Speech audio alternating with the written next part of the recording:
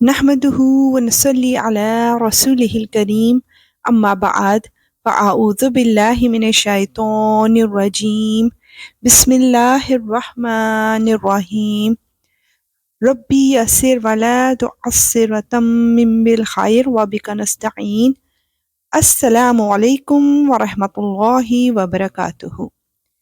تو آئیے دیکھتے ہیں کہ آج اللہ سبحانہ و تعالیٰ سے ہماری کیا باتیں ہوتی ہیں انشاءاللہ۔ سورہ احزاب کی آیت 53 to 54 میں پردے کا حکم دیا جا رہا ہے۔ اے ایمان والو، نبی کے گھروں میں بلا اجازت داخل نہ ہو الا یہ کہ تمہیں کھانے پر آنے کی اجازت دے دی جائے، وہ بھی اس طرح کہ تم اس کھانے کی تیاری کے انتظار میں نہ بیٹھے رہو، لیکن جب تمہیں دعوت دے دی جائے تو جاؤ، پھر جب کھانا کھا چکو تو اپنی اپنی راہ لو اور باتوں میں جی لگا کر نہ بیٹھو۔ حقیقت یہ ہے کہ اس بات سے نبی کو تکلیف پہنچتی ہے اور وہ تم سے کہتے ہوئے شرماتے ہیں، اور اللہ حق بات میں کسی سے نہیں شرماتا۔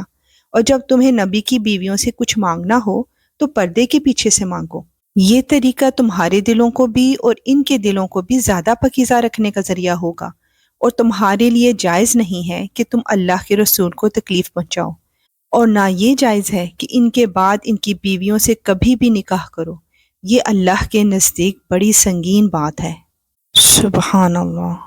چاہے تم کوئی بات ظاہر کرو یا اسے چھپاؤ، اللہ ہر چیز کا پورا پورا علم رکھنے والا ہے، بے شک یا رب العالمین ایسا ہی ہے۔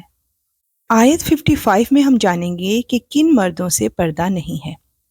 نبی کی بیویوں کے لیے اپنے اپنے باپ کے سامنے بے پردہ آنے میں کوئی گناہ نہیں ہے، نہ اپنے بیٹوں کے، نہ اپنے بھائیوں کے، نہ اپنے بھتیجوں کے، نہ اپنے بھانجوں کے، اور نہ اپنی عورتوں کے، اور نہ اپنی کنیزوں کے سامنے آنے میں کوئی گناہ ہے۔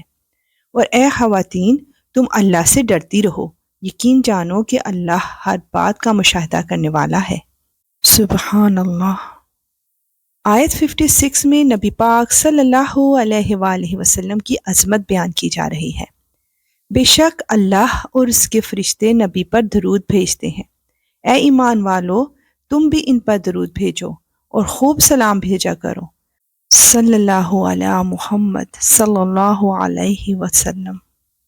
نیکسٹ 2 آیات میں جانیں گے کہ اللہ سبحانہ و تعالیٰ کن پر لعنت فرماتا ہے۔ جو لوگ اللہ اور اس کے رسول کو تکلیف پہنچاتے ہیں، اللہ نے دنیا اور آخرت میں ان پر لعنت کی ہے، اور ان کے لیے ایسا عذاب تیار کر رکھا ہے جو ذلیل کر کے رکھ دے گا۔ اللہ اکبر۔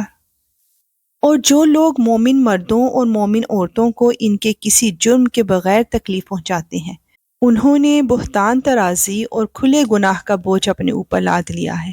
استغفر اللہ۔ آیت 59 میں چہرے کے پردے کے حکم کے متعلق بتایا جا رہا ہے۔ اے نبی، تم اپنی بیویوں، اپنی بیٹیوں اور مسلمانوں کی عورتوں سے کہہ دو کہ وہ اپنی چادریں اپنے منہ کے اوپر جھکا لیا کریں، اس طریقے سے اس بات کی زیادہ توقع ہے کہ وہ پہچان لی جائیں گی اور ان کو ستایا نہیں جائے گا، اور اللہ بہت بخشنے والا بڑا مہربان ہے۔ سبحان اللہ۔ آیت 60 to 62 میں جانیں گے کہ گستاخان رسول صلی اللہ علیہ وآلہ وسلم کی سزا کیا ہے۔ اگر وہ لوگ باز نہ آئیں جو منافق ہیں، جن کے دلوں میں روگ ہے اور جو شہر میں شر انگیز افواہیں پھیلاتے ہیں، تو ہم ضرور ایسا کریں گے کہ تم ان کے خلاف اٹھ کھڑے ہوگے، پھر وہ اس شہر میں تمہارے ساتھ نہیں رہ سکیں گے البتہ تھوڑے دن، جن میں وہ پھٹکارے ہوئے ہوں گے، پھر جہاں کہیں ملیں گے پکڑ لیے جائیں گے اور انہیں ایک ایک کر کے قتل کر دیا جائے گا۔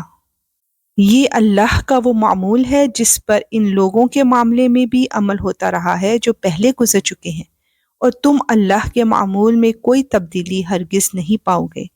سبحان اللہ۔ اللہ اکبر۔ اے اللہ، ہم تیرا تہ دل سے شکر ادا کرتے ہیں کہ تو نے ہمیں نبی پاک صلی اللہ علیہ وآلہ وسلم کی امت میں پیدا فرمایا۔ یا اللہ تو ہمیں بہترین امتی بنا۔ آمین۔ انشاءاللہ ملیں گے نیکسٹ آیات کے ساتھ۔ اب اجازت، وآخر دعوانا ان الحمد للہ رب العالمین۔ سبحانک اللہم وبحمدک، اشہد ان لا الہ الا انت، استغفرک واتوب الیک۔ السلام علیکم ورحمۃ اللہ وبرکاتہ۔